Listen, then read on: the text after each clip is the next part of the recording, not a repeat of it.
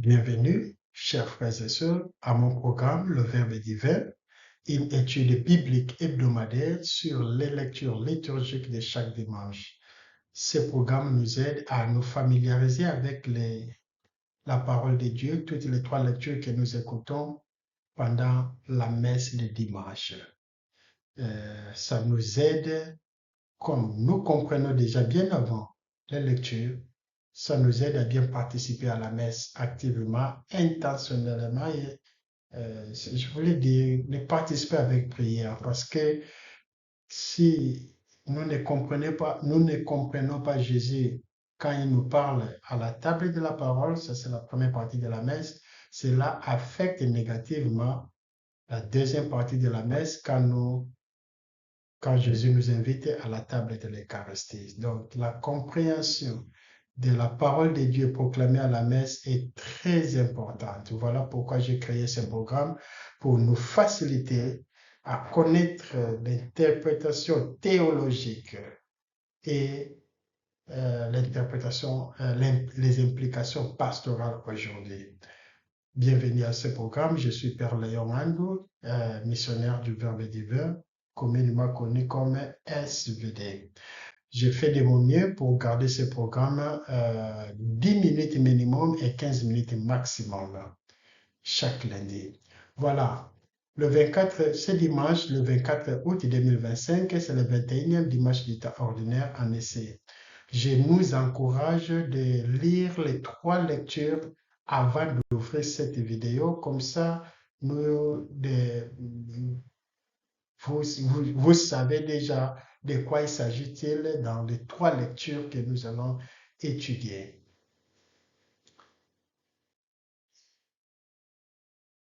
La première étape ou bien le premier exercice, c'est l'analyse exégétique. Ici, nous avons 4 exercices à faire. Premièrement, c'est le contexte historique et littéraire de l'évangile. Nous allons nous focaliser sur l'évangile. Et deuxièmement, la forme, la structure et le mouvement de cet évangile. Troisièmement, ce sera l'analyse détaillée. Et quatrièmement, c'est la synthèse. Vous pouvez pauser la vidéo ici pour lire les descriptions, les explications de chaque étape. Premièrement, contexte historique de notre évangile de ce dimanche. Au chapitre 13, d'où est tiré notre passage de l'Évangile, Luc illustre les enseignements de Jésus par des miracles et des paraboles liées au royaume de Dieu. Quand nous regardons juste avant notre reçu, Jésus compare le royaume de Dieu à un grain de moutarde sémé dans un jardin, ça c'est versets 18 à 19, et au levain mélangé à 3 mesures de farine de blé, ça c'est versets 20 à 21. Dans notre texte maintenant, Luc souligne que les non-juifs, comme les juifs doivent, donc les deux, les juifs et les non-juifs, doivent se forcer d'entrer dans le royaume de Dieu. Le récit à propos d'Hérode qui désire tuer Jésus, versets 31-33, et celui de lamentation de Jésus sur Jérusalem, versets 34 et 35 plutôt, suivent immédiatement notre passage et concluent le chapitre 13. Le deuxième exercice, c'est la forme, la structure et le mouvement de notre passage. Notre passage comprend des paroles qui peuvent être considérées comme des paraboles. Verset 22 sert d'introduction, on peut considérer verset 22 comme introduction et verset 30 comme conclusion. Donc les diverses paraboles et enseignements de Jésus au verset 23 et 29 constituent le cœur de notre texte. Le troisième exercice maintenant, c'est le plus grand, le plus important, je voulais dire, c'est une analyse détaillée. Ici, nous cherchons à savoir mot par mot ou bien verset par verset ce que l'auteur, ici il s'agit de Luc, ce que Luc voulait enseigner à son audience, à son peuple en ce temps-là, pas d'abord à nous, à son peuple. Qu'est-ce qui s'était passé là-bas et qu'est-ce qu'il a voulu leur dire? c'est notre travail maintenant. C'est plus tard que nous allons maintenant appliquer ça à nous. Mais cet exercice, c'est plus comprendre les textes, comprendre les leçons que Luc a voulu donner à son peuple et à ses temps. Alors, Luc, verset 22, Luc parle à ses lecteurs le dernier voyage de Jésus à Jérusalem, annoncé pour la première fois au chapitre 9, verset 51. Donc, ce verset 22 Luc commence par annoncer que Jésus est en voyage. Alors, ce voyage est important.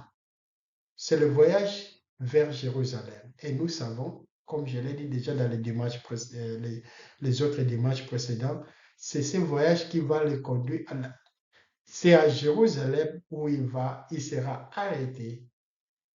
Il va connaître sa passion, sa mort, sa résurrection et son ascension.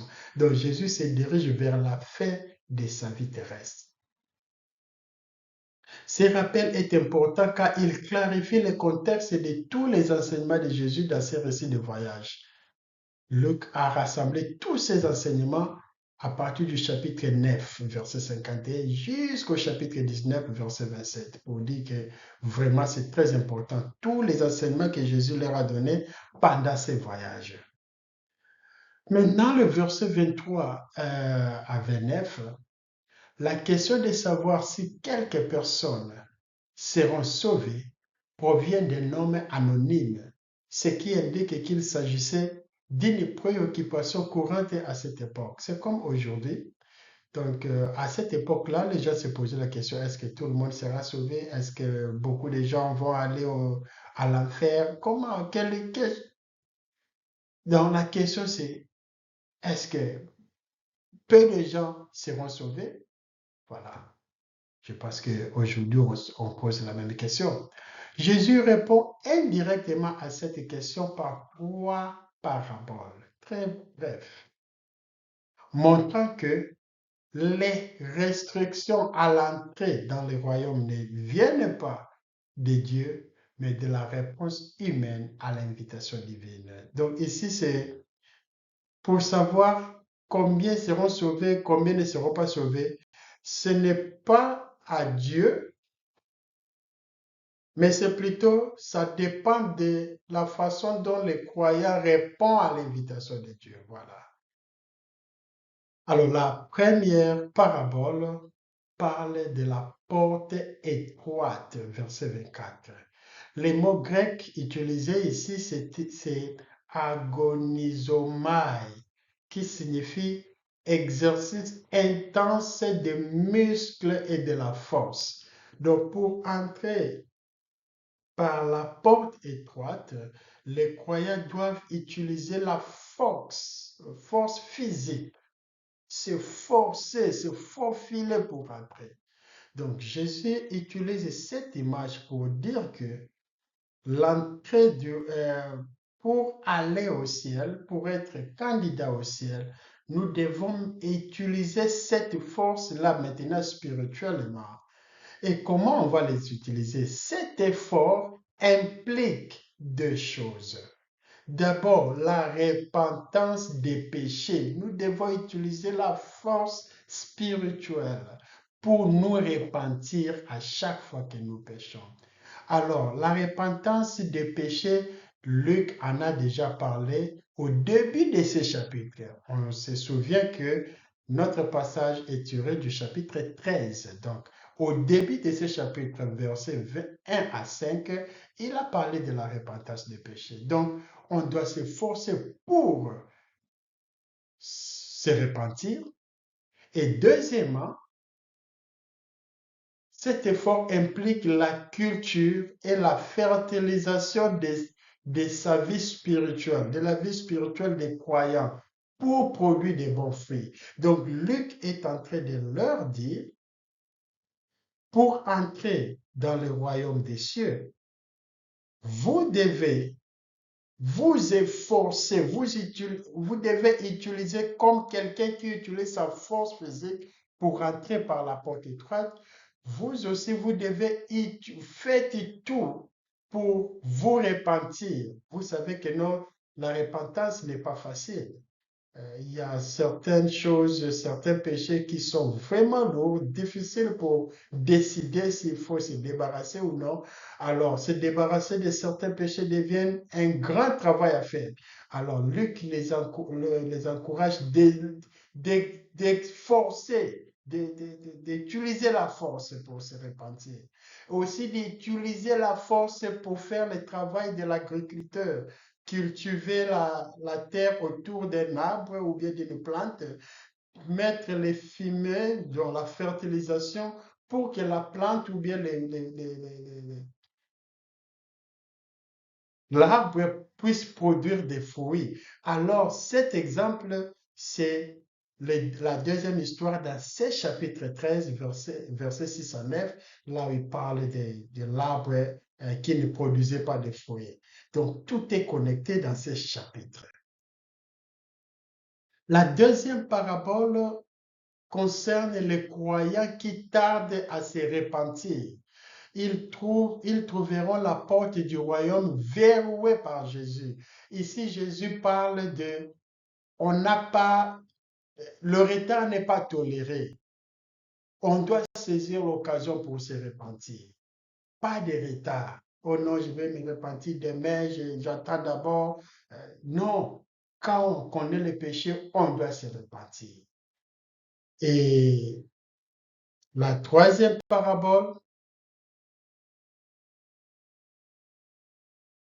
montre que le salut est accessible à tous. Ça, c'est contrairement aux croyances des Juifs à l'époque de Luc, qui pensaient que, étant le peuple élu de Dieu, ils n'avaient pas besoin de travailler dur pour hériter du royaume. Aujourd'hui aussi, beaucoup de gens pensent que comme on est chrétien, comme on est baptisé, c'est fini, on est déjà candidat au ciel. Non. Ici, la troisième parabole dit, tout le monde au même pied d'égalité, nous devons travailler durement pour la repentance et cultiver notre relation, cultiver et fertiliser notre vie spirituelle. Prêtre, non prêtre, bishop, chrétiens, baptisés, tous parents, enfants, tout le monde, nous avons le même travail, de faire le même travail pour entrer au royaume des cieux. Le verset 30, c'est la conclusion. Nous savons que la Bible décrit les Juifs comme le premier peuple élu de Dieu et les non-Juifs, les gentils, comme les derniers. Cette séquence se rapporte à la repentance et à la relation avec Dieu et non à l'entrée dans le royaume des cieux. Donc les Juifs pensaient comme ils sont les premiers appelés, c'est-à-dire ils seront aussi les premiers à entrer dans le royaume de Dieu. C'est comme aujourd'hui, les gens peuvent dire que non, voilà, j'ai été baptisé 50 ans avant vous, donc j'ai la préséance au royaume de Dieu. Non, quand on est appelé premier, l'avantage est seulement que vous avez le temps pour vous repentir et pour vous fertiliser votre relation avec Dieu. Ça n'a rien à voir avec la préséance au royaume de Dieu. Donc, les critères pour entrer dans le royaume de Dieu, ce n'est pas les jours où on était baptisé, les jours où on était appelé, non. Ça dépend plutôt de la repentance de chacun et non de notre appartenance à une religion ou à quand on était baptisé. Donc, à notre promptitude, à notre repentance dans le temps. Je voulais dire, la repentance, ça dépend de notre repentance et non les jours où on était baptisé ou les jours où on est devenu chrétien. Alors, la dernière partie, la dernière phrase de Jésus, je voulais dire la première partie de cette phrase, verset 30, qui dit certains sont les derniers qui seront les premiers. Ça réfère aux non-juifs qui étaient les derniers à être appelés, mais ils sont devenus les premiers parce qu'ils se sont repentis et ils ont cru en Jésus. Les Juifs, dans la deuxième partie, les Juifs qui étaient le premier à être appelés, ils sont devenus les derniers dans le royaume de Dieu parce qu'ils n'ont pas cru à Jésus. Voilà, j'ai essayé un peu de synthétiser tout l'évangile ici en disant que ces passages précisent que la responsabilité du salut dépend de la manière dont les humains répondent à l'invitation divine. Les croyants doivent s'efforcer avec diligence de se repentir et de nourrir leur vie spirituelle afin d'hériter le royaume de Dieu. Ils doivent se rappeler que le retard n'est pas toléré, car cette porte étroite ne restera pas ouverte éternellement, mais se fermera inopinément. De plus, être juif, non-juif, disciple ou chrétien baptisé ne garantit pas automatiquement d'entrer dans le royaume éternel, dans la vie éternelle. Chacun doit s'efforcer à la même manière. Cela signifie croire en Jésus et se repentir pour être sauvé. Voilà, nous avons fini, nous avons terminé l'interprétation théologique de notre évangile. Maintenant, la deuxième partie, ça consiste à partager, disons, ça consiste à l'implication pastorale. L'implication pastorale, c'est d'abord le contexte liturgique et puis on verra après, on verra le deuxième point. Le contexte liturgique rassemble toutes les trois lectures ensemble et donne une leçon, plutôt un contexte de trois lectures.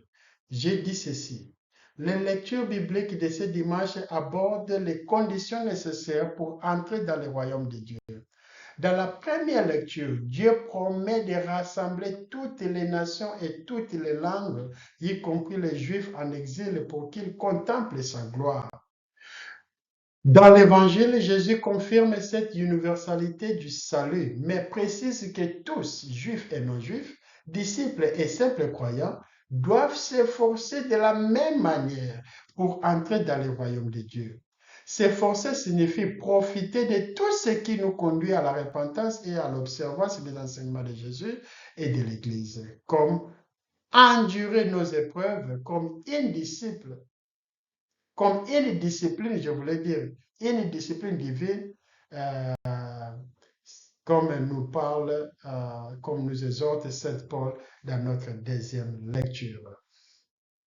Le point D, c'est qu'est-ce que l'Église nous enseigne aujourd'hui? Maintenant, je vous laisse les claviers partager avec nous ce que vous pensez que Dieu vous a enseigné dans cette courte